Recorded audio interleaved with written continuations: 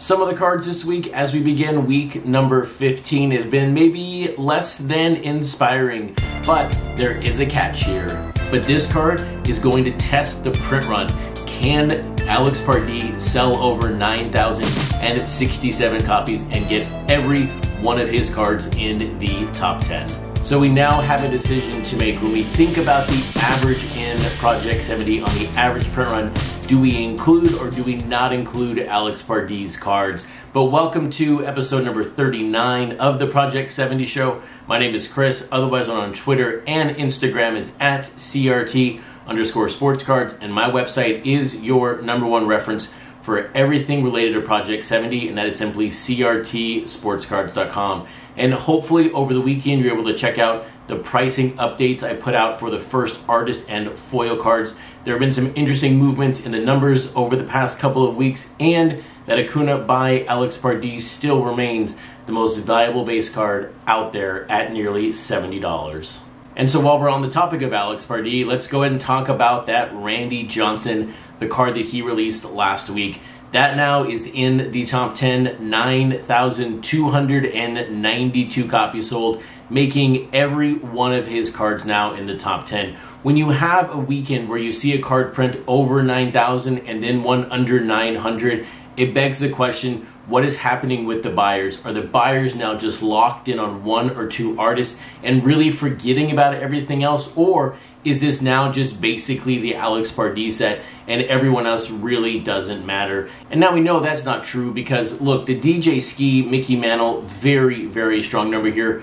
4,697, so another strong release day for DJ Ski and a little better performance here for Mickey Mantle. But look, Gregory Siff, 881 copies of the Jerry Manual. People are just not connecting with Jerry Manual as maybe some of the artists would have liked. But here again, you're buying the card because of the artist versus the player or the team. But this really begs the question, something I'm really trying to figure out right now. When it comes to Alex Pardee specifically, we know right now if someone buys up a ton of these base cards, the print run goes really high, and the adverse effect is the secondary market just tanks because supply is greater than demand. But if you are a 10, 20, 30, 40 card buyer of Alex Pardee, the question is why? And I don't mean that in a negative way. I'm just curious. Are you foil chasing, or are you just buying more to support Alex Pardee? Or is it because everyone thinks that this may be another Ronald Acuna performance on the secondary market because that card has defied logic? I by no means am saying buying a card up is bad. That is good. I'm glad to see energy around it. It's just interesting to see how one card can sell 9,292 copies in a weekend and another card sell 881. And so now one really cool thing about the releases on Monday in Project 70 is that we can compare one of those print runs to this Alex Pardee Randy Johnson, because Jonas Never took basically the same approach to Randy Johnson and created a duck hunt game for him. We have, of course, very, very similar themes in both, very, very, though, different artistic styles, but how well will this card sell? For anyone who grew up in the 80s, you're going to have an affinity for this card because of Duck Hunt. We probably spent way too many hours of our childhood playing this game, but will this card even top 1,500? But how cool would it be if Jonas Never here sold just over 9,200 copies of this card? Because it would show that Randy Johnson has some sort of untapped collector base out there, but we'll see where this number lands. But when you think about 1,500, another card that could land right around the number is going to be Claw Money's Aaron Judge.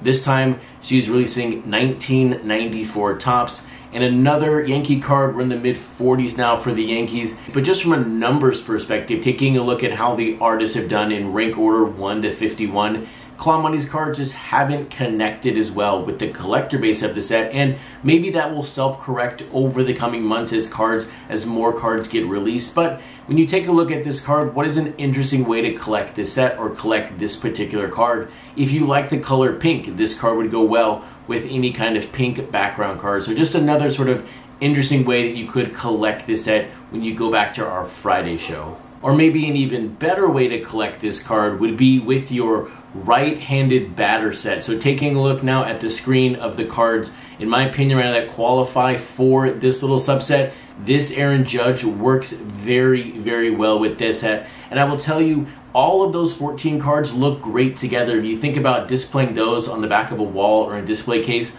every one of those cards would look great together. And so this is why my energy right now is really focused around different ways to collect this set, because when you start parsing these cards out and then putting them together in little bundles, they look really, really great together. And by the way, yes, that was only 11 cards, not 14. I forgot how to count in the moment. But if you saw your screen and looked at card number 10 in this subset is going to be FDOT's recent release of Josh Gibson. And right now, there is no real maybe hotter name out there in Major League Baseball when it comes to the potential of renaming the MVP awards to the Josh Gibson Award. I really do hope it happens. And so this is a player that very, very few people who are living right now saw play way back in the day. But this is a player who was probably one of the best players this game has ever seen. He just never played in Major League Baseball because of the color of his skin. So it's about time this player is honored for the feats that he did on the diamond. And then also another cool thing with this card, outside the fact that FDOT did a fantastic job with it, is this is one of the very few Josh Gibson baseball cards in existence. When you go back to maybe his modern day card, you're looking at 1950, 1951, very, very rare card. So from an accessibility perspective, for us who enjoy the history of baseball, to own a card of Josh Gibson now for only $20, I think is a fantastic way to honor the player. And the great thing here is for people who buy this card, there is going to be the second ever chase card in the set. I'm still not qualifying the Kings Aladdin Tatis chase card because we just don't know if it's 1 or 10 or 100 or whatever it is. But out of 20, there is a horizontal version of this card. So hopefully someone out here who watches this show is going to land that Josh Gibson out of 20, which is the second chase card now after last week's Joe Torre. And so while this next artist from Monday, the last card remaining, is going to try to take credit for the first cryptocurrency card on or in Project 70, do not forget that FDOT had the Bitcoin logo on his Wade box, and he actually had to show us that last night on Twitter. I missed it completely when the card released, but here it is. We have Ben Baller releasing Fernando Tatis Jr. We also have Dogecoin on the front. We have the Shiba Inu in the passenger seat. We have the car. We have a lot of things going on in this card, but do not lose sight of the fact of how much energy there is right now around cryptocurrency. And also Ben Baller is giving away a $6,000 Doge chain for the person who buys this card. So definitely check out his Twitter to figure out how to enter. You might as well enter if you're going to buy this card. But I will tell you right now, this card is great because it qualifies for my no hat subset in Project 70. So this is a great one for me to add to my collection for that. But this card, it's going to sell bananas when you take a look at the activity on Twitter from Ben Baller, from people asking how to buy this card, where to buy this card, with the amount of energy behind cryptocurrency.